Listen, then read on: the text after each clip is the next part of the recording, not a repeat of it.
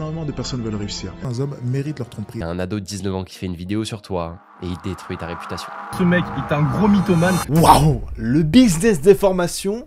Franchement, j'étais pas prêt. Alors, ça faisait un moment que je voulais faire cette vidéo parce que, effectivement, on en a eu 50 milliards de vidéos sur les formations, de personnes qui nous vendent des formations et des personnes qui dénoncent tout ça. Rien que pour citer quelques énergumènes, on peut citer Oussama Hamar, Alexis Chen, Yomi Denzel, c'est les trois plus gros que tout le monde, à chaque fois qu'il y a une vidéo, on peut voir. Mais maintenant, il y a des nouvelles formations sur le closing, sur les formations OnlyFans. Wow, ça fait un poil beaucoup, mais on va quand même analyser tout ça. Alors, en analysant tout ça, il faut quand même analyser le plus gros personnage qu'on a dû avoir ces derniers temps, Alexis Chen. Alors à la base, ce mec, c'était un mec qui était censé être basketteur professionnel de ce que j'ai compris. Il était censé évoluer là-dedans, il a arrêté pour faire du business en ligne. Mais à la base, le business en ligne, c'était pas ça son truc. Parce qu'il suffit juste de regarder sur son site, rien que déjà des formations qu'il nous propose. Le mec, il est expert en autant de trucs, entre la séduction, le charisme, avoir de l'impact, etc. et le business en ligne. Putain, mais le mec, il est partout à la fois. Alors, il y en a un qui... J'ai envie d'amener quand même déjà une hypothèse avec tout ça. Il y a personne qui s'est dit dans sa tête, c'est bizarre que le mec me vende une formation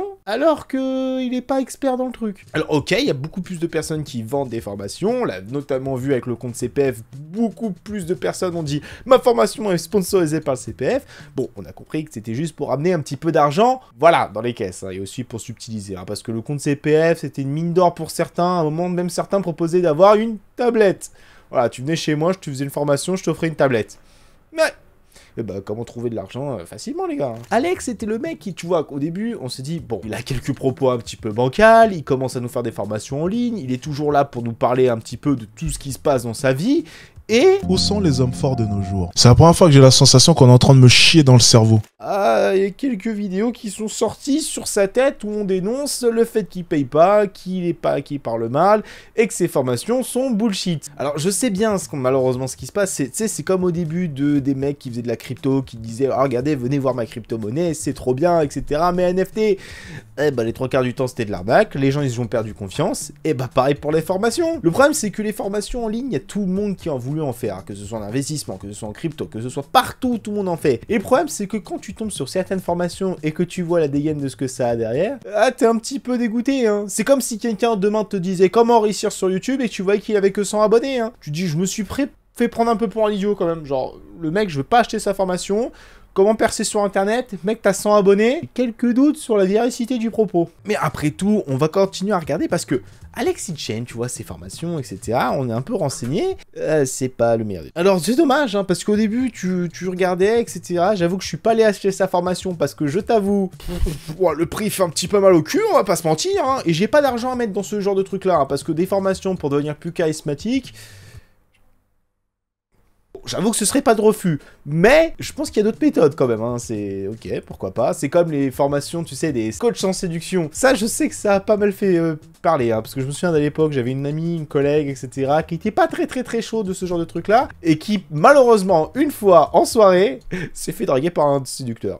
Professionnel, attention. Il nous a sorti sa carte quand même, sinon c'était pas rigolo. Mais bon, bref. Après, continuons un petit peu, analysons ce qui se passe, etc. Et il y a eu un autre truc qui m'est arrivé aux yeux, les formations OnlyFans. Alors, attendez, il suffit de voir un petit peu, il y en avait eu certains, il y a eu 2-3 petits dramas, etc. N'aime pas Sem. Les formations OnlyFans pour créer son agence OnlyFans. Alors, pour ceux qui ne savent pas en gros concrètement ce que ça se passe, c'est juste que des femmes sont sur OnlyFans, des hommes, produisent du contenu, et qu'en gros, c'est une sorte d'agent qui prend un petit pourcentage. Voilà, pas plus compliqué que ça. Mais après, il suffit de voir un petit peu maintenant comment ça évolue. Parce qu'il y en a certains qui ont décidé de dénoncer ça, ce qui eux-mêmes sont dans le business, et notamment... Les réseaux sociaux de ta modèle durent 1 minute. Car si là je charge, encore 1 minute. 40. Oui, des vidéos d'1 minute pour expliquer comment devenir viral sur OnlyFans. 1 minute. C'est même pas des vidéos bien travaillées, c'est une vidéo avec une voix dégueulasse sur un fond noir avec une écriture, et tu te dis, voilà, pour créer un bon profil OnlyFans, il faut... De ce mec, le mec t'apprend juste qu'il faut prendre 1000 journées. Voilà, tu crées un visage. Créer en IA? Attendez, quoi? Alors, il y en a même qui vont te dire, maintenant, il n'y a plus moyen de créer du business, tu vas aller sur Midjourney, me générer une personne complètement fictive, et faire des photos de mes yep. Bah écoutez, pourquoi pas, après tout, hein. Maintenant, l'intelligence artificielle a tellement évolué qu'on a envie de mettre ça à toutes les sauces. Et il n'y en a aucun dans sa tête qui s'est dit, c'est peut-être un petit peu bancal. Alors, je sais bien que l'intelligence artificielle a quand même énormément évolué. Il suffit de voir notamment les influenceurs IA qui ont été faits et qui font même des collabs avec n'importe qui maintenant. Bah, écoutez, au bout d'un moment, ça évolue, ça évolue. Même moi, je me suis fait avoir la dernière fois. Heureusement que c'est obligatoire de mettre que c'est une intelligence artificielle maintenant dans les réseaux sociaux. Hein. Sinon, j'aurais été pas sûr. Mais revenons à nos formations. Alors, ok, les formations, j'avoue que moi-même, je suis des fois, j'ai envie de me former sur certains trucs, apprendre, parce qu'il y a des gens qui sont meilleurs que moi dans certains domaines et que tu as envie que eux t'apprennent comment ils font. Mais quand tu vois les formations en ligne et tu te dis à des prix astronomiques, tu te dis frérot, moyen chaud. Alors en plus, quand tu vois les gens qui commencent à alimenter des publicités, etc., pour le... Bref, pour tellement de choses, en fait, au bout d'un moment ou un autre, on arrive à une conclusion qui fait peur. Bon, le problème avec ce type de gars, donc Alexis Chen, les mecs qui font du skin, bref, toutes les formations que j'ai pu vous énumérer dans cette vidéo. Le problème, c'est que, en fait, plus on avance et plus on gratte un petit peu sur les personnages, plus on se rend compte qu'ils sont pas ouf niveau business derrière. Parce que, ok, les formations, ça leur apporte sûrement beaucoup d'argent, ils se font beaucoup d'argent. À partir du moment où tu pars à Dubaï, c'est qu'il y a un petit souci. Alors, c'est certes financier, c'est bien d'un point de vue impôt, mais quand tu pars à Dubaï, c'est bizarre, on a l'impression que tu caches quelque chose quand même. Hein. Parce que les gens qui font des formations en France, bizarrement, elles sont à peu près clean, c'est pas ça, et le mec ils en font qu'une seule. Voilà, le mec il est expert dans un truc, il en fait une seule. Pas 42. Non, parce qu'au bout d'un moment ou un autre, il suffit juste de scroller sur le site et t'as déjà 5-6, déjà j'ai mal au crâne qui n'ont rien à voir. Et là tu te poses quand même la véracité sur les propos du gars. Alors ok, les formations en ligne c'est un business, c'est un truc, tout le monde a envie d'en parler, tout le monde a envie de faire son gagne-pain. Et ce qui est bien aussi, hein, tu as des bons formateurs qui existent, il faut trouver la pépite avec tout ça. Mais malheureusement, quand tu regardes un petit peu ce qui se passe sur certains influenceurs, etc., alors il y en a qui vont dire c'est des jaloux, qui veulent mettre ça en avant, on va voir.